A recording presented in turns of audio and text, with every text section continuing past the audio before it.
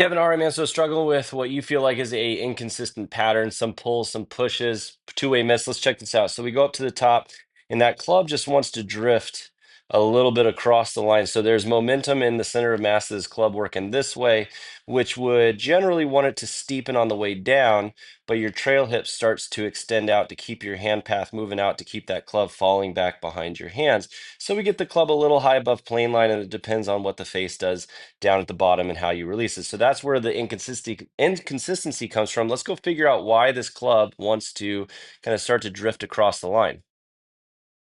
So when we pop over here to face on, we'll notice that the chest center is a little forward of the pelvic center. I'd love to reverse that. So give your pelvis a little bump over to your lead side. So the big thing here, when we take it back, we get a really big lateral sway off of the ball. Trail hips way outside of where it started. And that's just going to heavily influence that trail form to pronate up to the top. And that's what gets you across the line. Then from that point, the shaft's just getting a little steep in transition because of that.